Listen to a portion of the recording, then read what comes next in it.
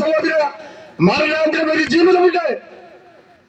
എല്ലാ മതങ്ങളും പഠിപ്പിക്കുന്നു, കർമ്മങ്ങൾ ചെയ്യുന്നു, ആചാരങ്ങൾ ചെയ്യുന്നു, മരണാന്തരം ശുശ്രൂഷ ചെയ്യുന്നുണ്ട് സ്വർഗത്തിൽ പോകുവാൻ.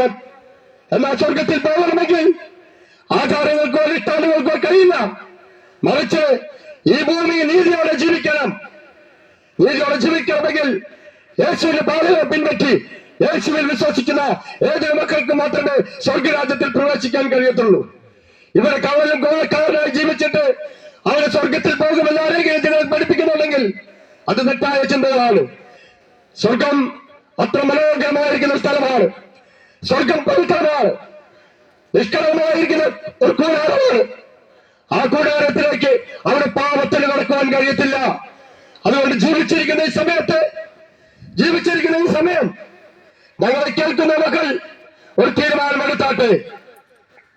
ഞാൻ യേശുവിൽ വിശ്വസിക്കുന്നു, എന്റെ പാപങ്ങൾക്ക് വേണ്ടി മരിച്ച എന്റെ യേശുവിൽ ഞാൻ വിശ്വസിക്കുന്നു എന്ന് പറയുമ്പോൾ അത്രമാത്രം ലക്ഷ്യമാണ് നിങ്ങളുടെ ഭവനത്തിൽ കടന്നു വരിക. ഒന്ന് വിശ്വസിക്കാൻ കഴിയുമോ? യേശുക്രിസ്തുവിന്റെ ജനനം ഓരോ മക്കളെയും പുതിയ മക്കളായി തീരുവാൻ, നാം ഒരു പുതിയ ജീവിതത്തിലേക്ക് തീരുമാനമെടുക്കുവാൻ, ഞാനും നിങ്ങളും ഒരു പുതിയ ദൈവത്തിന്റെ പൈതലായിട്ട് ജീവിക്കാൻ യേശുക്രിസ്തു ഈ ഭൂമിയിൽ ജനിച്ചത് നമ്മൾ ഓരോ മക്കളെയും പുതിയ ജീവിതത്തിലേക്ക് കൊണ്ടുവരുവാൻ. യേശുക്രിസ്തുവിന്റെ ജീവിതമാണ് ഞങ്ങൾക്ക് നിങ്ങളോട് വിളിച്ചു പറയാനുള്ളത്. ഇവിടെ പല മഹാന്മാർ പല വാക്കുകളും നമുക്ക് നിറവേറിയിട്ടുണ്ട്. നല്ല നല്ല കാര്യങ്ങൾ ചെയ്തു പോയ മഹാന്മാരെ നമുക്ക് ഇന്ത്യ രാജ്യത്ത് കാണുവാൻ കഴിഞ്ഞിട്ടുണ്ട്. ഇന്ത്യ രാജ്യത്ത് അനേക മഹാന്മാർ പല നല്ല കാര്യങ്ങൾ ചെയ്തു പോയി, അവൻ മരിച്ചുപോയി. എന്നാൽ അവരുടെ കല്ലറകളിൽ നടന്നിരിക്കുമ്പോൾ ഞങ്ങൾ ഇന്ന് സൂക്ഷിച്ചിരിക്കുന്ന യേശുക്രിസ്തുവിന്റെ കല്ലറ ഇന്ന് തുറന്നിരിക്കുക. യേശുക്രിസ്തു അവിടെ എഴുതി വെച്ചിരിക്കുക, അവനവിടെ ഇല്ല. കാരണം യേശുക്രിസ്തു ഉയർത്തെഴുന്നേറ്റിരിക്കുന്നു. ഏതെങ്കിലും ഒരാൾ ഇങ്ങനെ ഈ ഭൂമിയിൽ ജീവിച്ചിട്ടുണ്ടോ? യേശുക്രിസ്തുവിന്റെ ജീവിതത്തെ പറ്റി അല്ലെങ്കിൽ യേശുക്രിസ്തുവിനെ പോലെ ഒരാളെ ഈ മഹാരാജ്യത്ത് കാണിക്കുവാൻ കഴിയുമോ? ലോകത്തൊരു ഭാഗത്തും കാണുവാൻ കഴിയത്തില്ല സഹോദര.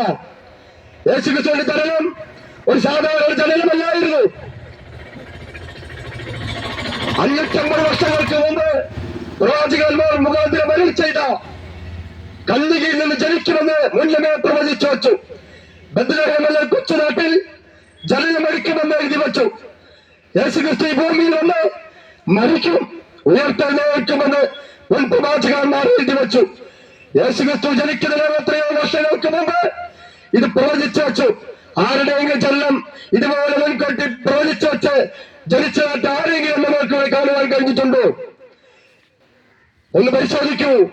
യേശുവിനെ പോലെ ഒരാളെ പോലും ഈ ഭൂമിയിൽ നിങ്ങൾക്ക് നേടാൻ കഴിയത്തില്ല.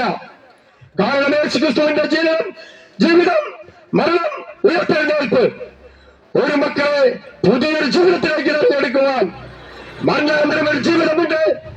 ആ ജീവിതത്തിൽ സ്വർഗത്തിൽ ദൈവത്തോടുകൂടി വാഴുവാൻ യേശുക്രിസ്തുവിന്റെ ജീവിതത്തോടു കൂടി ഉണ്ടെന്ന് പറയട്ടെ. യേശുക്രിസ്തു പഠിപ്പിച്ച മാതൃക, യേശു പഠിപ്പിച്ച സന്ദേശം തമ്മിൽ സ്നേഹിക്കുവാണ്. യേശുക്രിസ്തു ഒരു മതം ഉണ്ടാക്കുവാൻ വേണ്ടിയിട്ടല്ല, ഒരു മതത്തിന് വേണ്ടി കൊല ചെയ്യുവാൻ വേണ്ടിയിട്ടല്ല പഠിപ്പിച്ചത്. മറിച്ച് ശത്രുക്കളെ സ്നേഹിക്കാൻ പഠിപ്പിച്ചു. ശത്രുക്കൾക്ക് ഒരു നേരത്തെ ആഹാരം കൊടുക്കുവാൻ പഠിപ്പിച്ചു. വസ്ത്രമില്ലാത്തവർക്ക് വസ്ത്രം കൊടുക്കുവാൻ പഠിപ്പിച്ചു. ഇതാ യേശു പഠിപ്പിച്ച സന്ദേശം. ഇന്ന് യേശു പഠിച്ച തന്റെ ജീവിത ചരിത്രം പഠിക്കുമ്പോൾ യേശുവിന്റെ സന്ദേശം ഓരോ വ്യക്തിക്കും മാതൃകയാക്കുവാൻ വേണ്ടിയാണ്